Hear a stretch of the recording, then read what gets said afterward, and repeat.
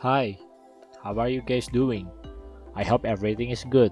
Today, we are going to present something about welding. As we know, there are so many types of welding in manufacturing process. So, we are here to explain to you those are.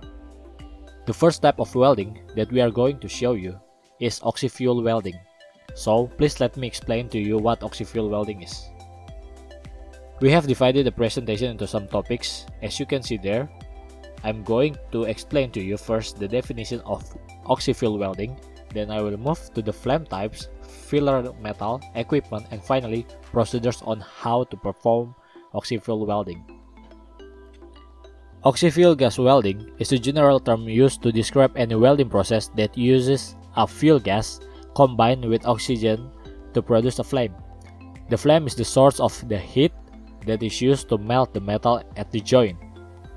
The heat is generated in accordance with a pair of chemical reactions. The primary combustion process, which occurs in the inner core of the flame, involves the following reaction. The first reaction there.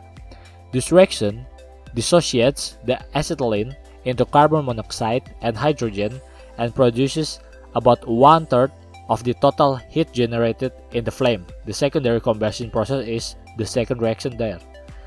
This reaction consists of the further burning of both the hydrogen and the carbon monoxide and produces about 2/3 of the total heat. Note that the reaction also produces water vapor. The temperatures developed in the flame can reach 3300 degrees Celsius. Okay, next, the proportion of acetylene and oxygen in the gas mixture is an important factor in oxyfuel gas welding. At a ratio of 1:1, the flame is considered to be neutral. With a greater oxygen supply, the flame can be harmful, especially for steels, because it oxidizes the metal. For this reason, a flame with excess oxygen is known as an oxidizing flame. If the oxygen is insufficient for full combustion, the flame is known as a reducing or carburizing flame. Okay, so what is filler metal? Filler metals are used to supply additional metal to the weld zone during welding. They are available as filler rods or wire and may be bare or coated with flux. So why do we need filler metal? The purpose of the flux is to retard oxidation of the surfaces of the parts being welded by generating a gaseous shield around the weld zone. The flux also helps to dissolve and remove oxides and other substances from the weld zone, thus contributing to the formation of a stronger joint. The slag developed protects the molten puddle of metal against oxidation as it cools. How to choose filler metal? The first one, determine chemical composition and tensile strength of the best metal. The second one, determine the welding process. And the third one, identify the right welding electrode. The next one, there is equipment oxyfuel welding. The first one, we need welding torch. The second one, pressure gauge and the regulators. The third one, of course, is safety equipment, such as glasses with shaded lenses, face shields, gloves, and protective clothing. Okay, the last one is process oxyfuel welding. The first one, reheating of the interface of the two materials that we want to weld. The second one, after the interface begins to melt, the torch is withdrawn. The third one, a force is applied to press the two components together. And the fourth one, we wait until the interface solidifies.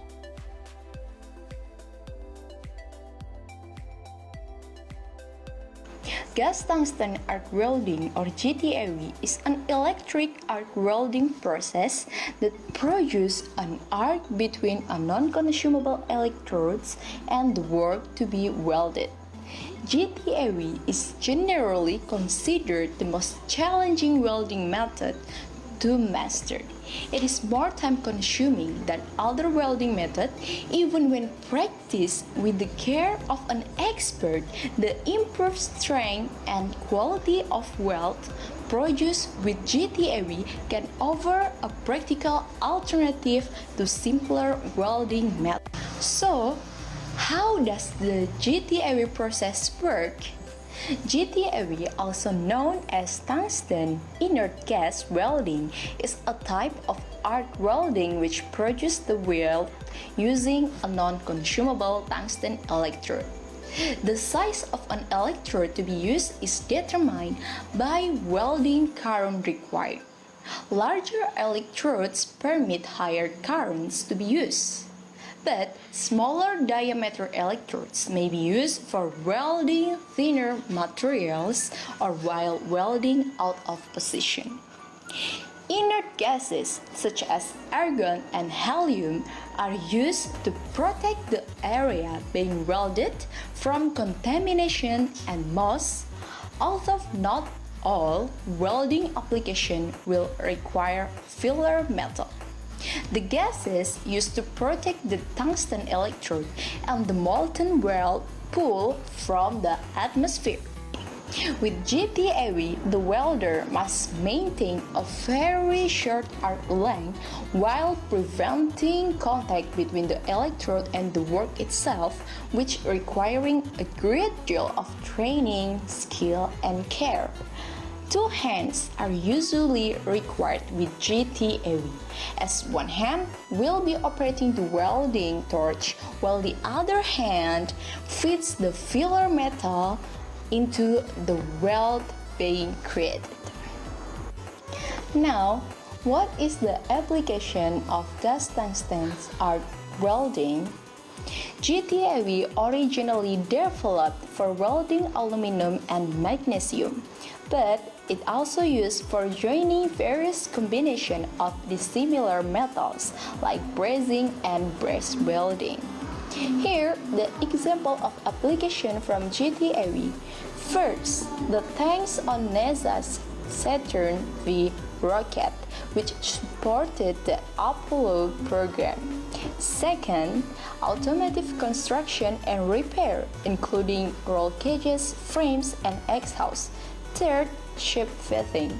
Fourth is petrochemical and pipe application, which requires for its high pressure steam lines. And fifth, metal artwork and ornamental application. And the last is maintenance and repair. So, the next is what is the advantages and disadvantages of using GTAW? For the advantages, GTAW has clean and high quality welds. It welds a wide range of metals such as aluminum, coal, steel, bronze, nickel, brass, copper, and magnesium. No spatter or slag, sparks, or smoke, which helps in making a neat and sounder weld.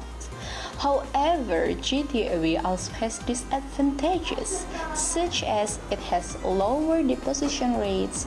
It also requires high level of operator skill, which needs to have a good eye and hand coordination to achieve quality weld. GTAW also has a higher level of UV rays. It is also high-cost welding because of using the inert gas, coolant, and coolant pump.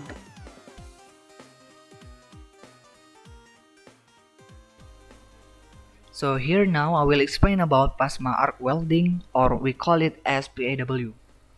So first we go to the definition and working principle of PAW. The definition of plasma arc welding is initiated by an electric arc transferred from a torque body to the workpiece via a high temperature, high velocity plasma jet forced through a constricting nozzle, hence delivering a high concentration of heat to a very small area to melt the weld material and fuse the weld joint. And now we go directly to the working principle of the plasma arc welding. Plasma arc welding is a method wherever a collision is generated with the temperature which is developed from a special setup between a tungsten alloy electrode and a water-cooled nozzle, or that we call it as transfer ARC, or between a tungsten alloy electrode and the job, that we call it as transfer ARC. In this type of winding, there are three types of gas supplies being utilized, namely plasma gas, shielding gas, and back-purge gas. Plasma gas supplies throughout the nozzle turn into ionized. Then the shielding gas supplies throughout the external nozzle and protects the joint from the environment. Then the last is back-purge gas is mainly used when particular materials are being used. And now we go to the next part, which is the equipment used in the plasma arc welding process. So the equipment that we use first is power supply. The power supply used in the PAW is a DC power source, and the suitable voltage for this type of welding is 70 volts or higher. Then the second equipment that we use is current limiting resistor, as well as a high frequency generator. Current limiting resistor is used for arc ignition. And then the next is the plasma torque, includes an electrode as well as water cooling arrangement. These are used to save the nozzle and the electrode's lifespan from dissolving due to the extreme heat generated while welding. And then the next is fixture. The fixture is necessary to avoid atmospheric pollution from the molten metal beneath it. And then the last is the shielding gas, is used for protecting the arc region from atmosphere. Okay, now we go to the next part, that is talking about advantage and disadvantage of the PAW. So we go to the advantage. The first advantage is power consumption is low, and then the second is welding speed is high, so it can simply utilized to join thick and hard workpiece. And the third, penetration rate and strong arc are high. And then the next is it can function at little amperage. The next is the arc arrangement doesn't affect by the distance among tools as well as the workpiece.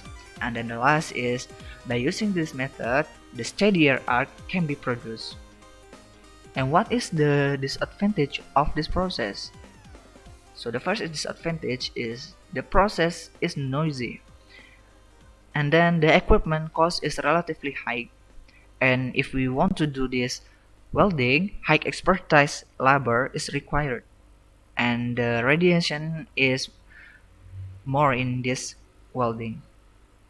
And now we go to the last part, which is the application of plasma arc welding in the industries. So the first application is PAW can be used in industries like aerospace as well as marine. And then PAW is used to join stainless tubes and pipes. And this type of welding is mostly applicable for electronic industries. Then PAW is mainly used to fix tools, mold, and die. And then last, PAW is used to coating otherwise welding on the turbine blade. And that's all about the plasma arc welding. Now we are moving on to the new topics, which is the SMAW or the shielded metal arc welding. And before we go further to the material, let's go to the introduction first. So basically, what is SMAW? So shielded metal arc welding is a process where the arc is struck between an electrode flux coated metal rod and the workpiece, and both the rod and the surface of the workpiece melt to create a weld. It was firstly invented in Russia at the year of 1888, and it involved a bare metal rod with no flux coating to give a protective gas shield. It also developed in the UK in the year of 1900s when the job process was invented in Sweden and the quasi-arc method was introduced in the UK. And it is worth noting that unfortunately, the coated electrodes were slow to be adopted because of their high cost. Now let us just jump to the component. As what we can see from the pictures, the left side shows the power source and also the control. For the power source itself, it can be AC or DC, and it connects to two cables. The first cable is the work cable, which connects to the work clamp, and it will clamp the workpiece. And the second cable is the electrode cable, which connects to the electrode holder. And also, of course, it will hold the electrode. In that point, the arc will occur. Now, let's just evaluate the advantages of the SMAW. So, SMAW is very simple, portable, and also inexpensive equipment. It can be used for a wide variety of metals in any welding position, and electrodes are applicable. It's also suitable for outdoor application. But despite of this advantage, we also have the advantages of the SMAW. So this is the disadvantages. The first is the process is discontinuous due to the limited length of the electrodes. And the second is that the weld may contain slag inclusion, and also fumes make difficult the process control. So by seeing the advantage and the disadvantage of the method, now we are going to see the common uses of the welding method. So the SMAW is usually used for pipeline, shipbuilding, construction, farm machinery, and also underwater welding. And this is all the brief explanation about the shielded metal arc welding or the SMAW. Now we are going to move to the other topics.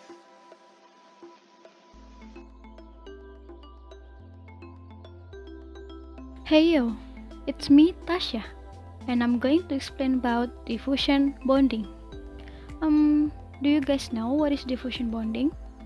Diffusion bonding or diffusion welding is basically a solid state welding technique used in metalworking. Its function is to joining similar and dissimilar metals. The bonding strength depends on pressure, temperature, time of contact, and the cleanness of the interface. But why? Why it depends on pressure, temperature, time of contact, and the cleanness of the interface? The answer is because first, temperature determines the extent of contact area and the rate of diffusion. Temperature is the most influential variable since it determines the extent of contact area during the stage 1 and the rate of diffusion, which governs void elimination during the second and third stages of welding. Second, pressure produces a large area of contact at the joining temperature. Pressure is necessary only during the first stage of welding in order to produce a large area of contact at the joining temperature. Removal of pressure after this stage does not significantly affect joint formation. However, premature removal of pressure before completion of the first stage is detrimental to the process. Third, rough initial surface finish generally adversely affect the welding.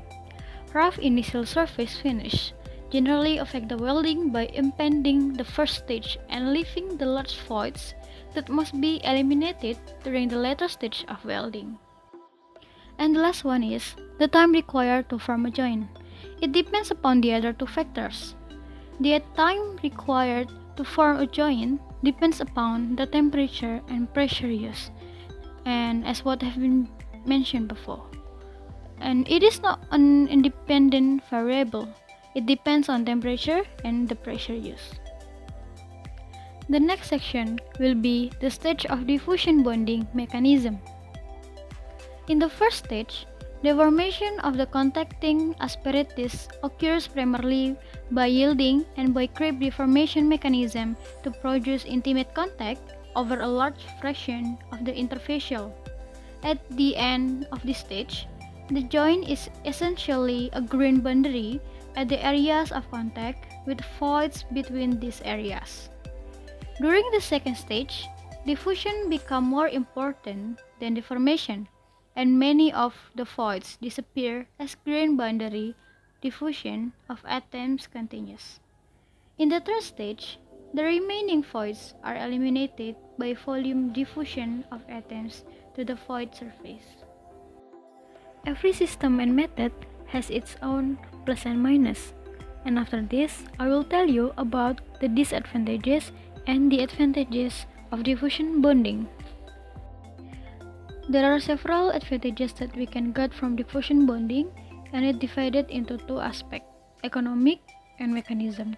For economic, we can get first, simple starting blank form, and it particularly significant for titanium. Second, high material utilization. Third, reduced part count. And fourth, process times, which are intensity to size, complexity to structural form, or number of components manufactured in one operation. While for the mechanism advantages, we can get first, joint can be produced with properties and microstructure very similar to those of the base metal. This is particularly important for lightweight fabrication. Second, component can be joined with minimum distortion and without subsequent machining or forming. Third, a large number of joints in an assembly can be made simultaneously. Fourth, components with limited access to be joined can be assembled by these processes. And the last one is defects normally associated with fusion welding are not encountered. The last section will be the disadvantages. Basically, the disadvantages for diffusion bonding occurs because of the technical problem. The first one is generally the duration of the thermal cycle is longer than the conventional welding and brazing processes. Second, equipment costs are usually high, and this can limit the size of component that can be produced. Third, the processes are not adaptable to high production application, although a number of assemblies may be processed simultaneously. Fourth, adequate non-destructive inspection technique for quality assurance are not available, particularly those that ensure design properties in the joint. Fifth, suitable filler metals and procedures have not been developed yet for all structural alloys. Sixth, the surface to be joined and the fit up of mating parts generally required greater care in preparation than the conventional hot pressure welding or brazing process. And the last one is the need of simultaneously apply heat and a high compressive force in the restrictive environment of a vacuum or protective atmosphere is a major equipment problem with diffusion weldings. Brazing. What is brazing?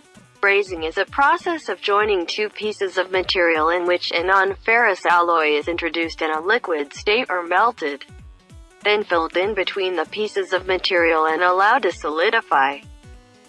The process of brazing in general is, the brazing metal is heated several degrees above its melting point to slightly melt it and be filled between the two materials that will be joined. The illustration is like this.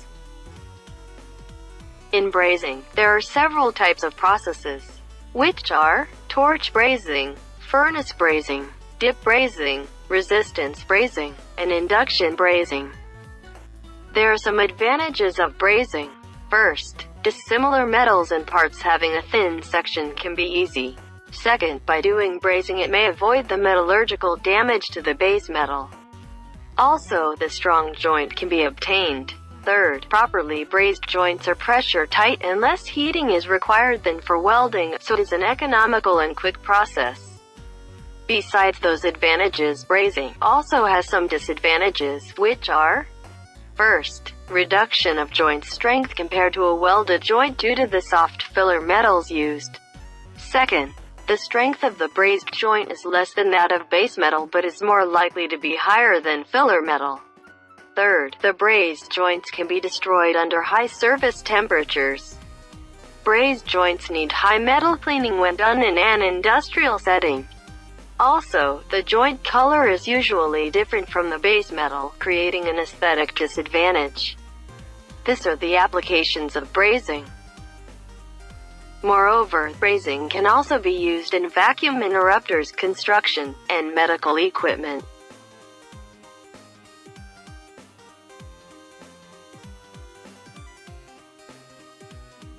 Hi everyone! In this section, we will talk about soldering. This presentation material made by Tiara Kusmadewi and revised and presented by me, Muhammad Bainur Akbar. So basically, what is soldering? In definition, soldering is a process in which two or more items are joining by fit a filler into the joint. There are some processes that have similarities with soldering, which are welding and brazing. So, what is the differences between them? The first one is welding. Welding is involved melting the workpiece, means that there are some parts of the workpiece will be melted during the welding process. However, soldering and brazing does not involve melting the workpiece. So, what is the differences between two of them? Both of them using a filler metal to join two pieces. The differences is here. Higher temperature. In brazing, the filler metal, the one that melts, need more temperature than soldering. And then we move to how it works, how the solder works. Solder is a metal alloy usually made of tin and lead, which is melted using a hot iron. The iron is heated to temperature above 600 degrees Fahrenheit, which then cools to create a strong bond. Inside the solder core is the flux, a material used to strengthen and improve its mechanical properties. And then, after the definition and how it works, we move to the types of soldering. The first type of soldering is hand soldering. Hand soldering iron is powered by electric power, which hits a rod on tip of which the solder melts and helps to join. On cooling, the points are together as solid. As you can see in the left picture, there are preparation, heat, insert solders, pull out solder, and then pull out iron tip. Here, this is the iron tip. The red one is the iron tip, and then the yellow one is the solder. So the iron tip will become hot as the electric source, and then it will melt the iron tip, and the melted iron tip will be the one that will fix or join to the two pieces. The second type is flame soldering.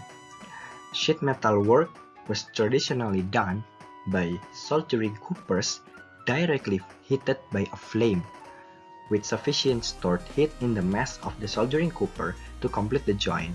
So in the previous example, the one that heated is the iron tip to melt the solder. However, in here, it's used directly using the flame or the fire. The third type is furnace soldering. This type is a semi-automatic process.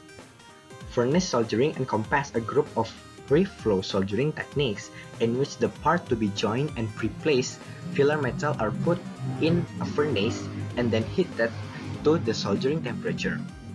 As you can see in the left picture, there are three steps.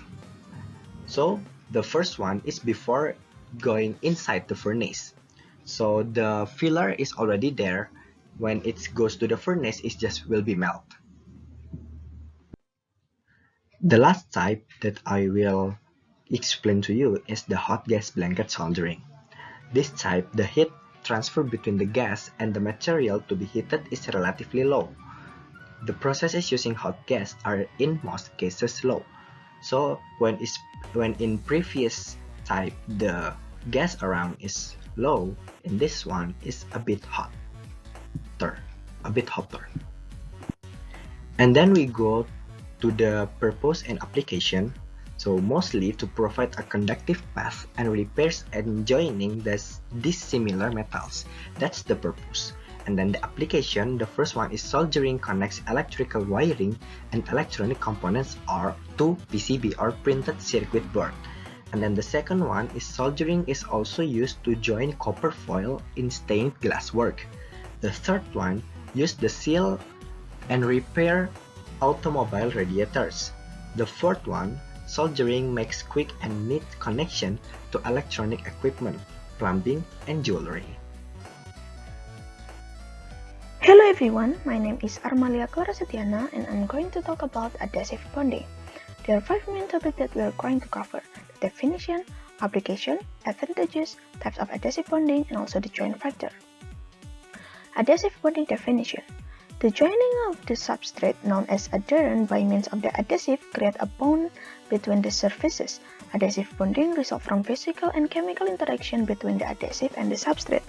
As we can see in the picture, that the adhesive and the adherent must be in intimate contact and have appropriate chemistry for this interaction to occur. This is controlled by the surface energy in chemistry and also for the adhesive and the adherent. There are common applications of this process such as aerospace structure, transportation, sporting goods, packaging, construction, furniture, footwear, medicine and dentistry, also consumer electronics. Structural adhesives are used in many aerospace applications, and in this field we are focused with a proper selection of the bonded system component. There are adhesive selection, surface preparation, the joint design, and also the bond processing, and the adhesive joint itself known as robust joining method. The advantages of the adhesively bonded joint are reduced stress concentration, lower assembly cost, reduced part count, lighter weight, have a greater fatigue resistance, greater durability, and also corrosion resistance. There are also common types of the adhesive material. It includes the bismuth, polyamide, epoxy, thermoplastic, acrylic, and also urethane. The design of the adhesive joint is most critical to its ability to transfer load. Therefore, in a shear loading, it is good, but in a tension and a peel loading, it is bad. We need to perform a pass in shear, not in tension, means that its appeal bond area should be sufficient to the stress to not exceed the allowable geometry. Its head, so it include stress concentration can significantly reduce, so the load carrying capability will less. There are also some consideration of the selection for the proper adhesive. It includes the shear and peel strength between the adhesive material, grip, fatigue, elongation or brittleness, viscosity, compatibility with adherent and surface preparation procedure, both life, shelf-life, and out time, temperature resistant, chemical resistant, also accurate requirements such as time, temperature, and pressure. Another consideration for the selection itself is that the adhesive with a high elongation tend to have a less temperature resistant than others, and the film adhesive tend to have a higher strength than the paste adhesive. Preparation is the most important process step. It's required to achieve the robust chemical bond, to remove the and prevent contamination, create chemical active site on the surface, and also in many aerospace metal require a requirement such as formatting layer and primer to another coating for the ultimate strength and also bond durability. Evaluation are frequently used to verify the quality of adhesive bond. Adhesive bond quality is characterized by the failure mode and mechanical measurement. There are three main failure modes, which are adhesion, cohesion, and substrate or interlaminar failure. Adhesion failure mode is unacceptable, as this means that the adhesive did not adhere to the adhering cohesion failure of the adhesive or the substrate failure, while the other are acceptable failure mode, as one can design to the mechanical properties such as the fracture toughness of the adhesive and also the substrate respectively. And at the end, we have some common test methods to evaluate the adhesive bond quality. It includes the lap sear, climbing drum pill, double cantilever beam, and also wedge crack. That's all the topic that we can cover. Thank you, and let's go to the next topic.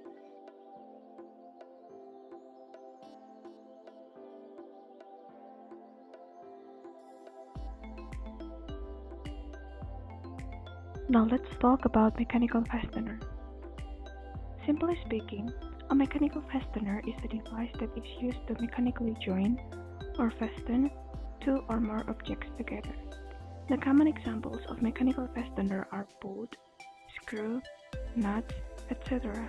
But out there are more than that. A mechanical fastener, in general, falls into two big categories, which are a non-permanent and permanent fastener.